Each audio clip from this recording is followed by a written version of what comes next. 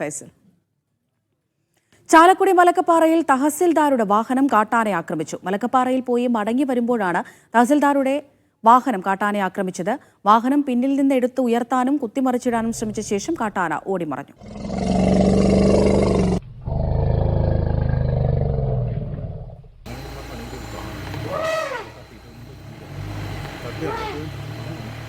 നടരാജ് പരശുറാം വിവരങ്ങൾ നൽകും. നടരാജ്, ഇത് എപ്പോഴാണ് ഈ കാട്ടാനയുടെ ആക്രമണം ഉണ്ടായത്? ഈ തഹസിൽദാർക്ക് പരിക്കുകൾ എന്തെങ്കിലും പറ്റിയോ? ഇന്നലെ രാത്രി 11 മണിയോടുകൂടിയാണ് തഹസിൽദാർ ജേക്കബിന്റെ വാഹനത്തെ കാട്ടാന ആക്രമിച്ചത്. കഴിഞ്ഞ ദിവസം മലക്കപ്പാറയിൽ 4 വയസ്സുകാരനെ പുലി ആക്രമിച്ചിരുന്നു.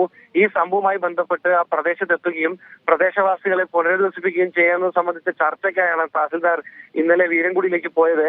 തിരിച്ചു വരുന്ന വഴി മലക്കപ്പാറയിൽ വെച്ചാണ് കാട്ടാനയുടെ മുന്നിൽപ്പെട്ടത്. കാട്ടാന കാർ എടുത്തുയർത്താൻ ശ്രമിക്കുകയും മറിച്ചിടാൻ ശ്രമിക്കുകയും ചെയ്തു. പിന്നീട് അല്പസമയം കൂടി കാട്ടാന അവിടെ നിന്ന ശേഷം കാട്ടാന മടങ്ങിപ്പോവുകയാണ്. കൂടുതൽ സമയം കാട്ടാന ആക്രമണത്തിന് മുതിരാതിരുന്നത് കൊണ്ട് വലിയൊരു ദുരന്തം ഒഴിവായി എന്ന് പറയാം. രാത്രി സമയമായിരുന്നു. എന്തായാലും വാഹനങ്ങൾക്ക് ചില കേടുപാടുകൾ പറ്റിയതല്ലാതെ തഹസിൽദാറിനോ മറ്റു ഉദ്യോഗസ്ഥർക്കോ അപകടമൊന്നും തന്നെ സംഭവിച്ചില്ല. ഇന്ന് രാത്രിയോടുകൂടിയാണ് സംഭവം. പുലിപ്പേടിയിലാണ് വീരൻകുടി എന്ന സ്ഥലം. ആ ഭാഗത്തേക്ക് പോകുന്ന ഭാഗത്ത് വനമേഖലയായതിനാൽ ഇത്തരം ആക്രമണങ്ങളും ദിവസവും നടക്കുന്നുണ്ട്. കഴിഞ്ഞ ദിവസവും മലക്കപ്പാറ ഭാഗത്ത് കാട്ടാനയുടെ ആക്രമണം ഉണ്ടായിരുന്നു. അമൃത.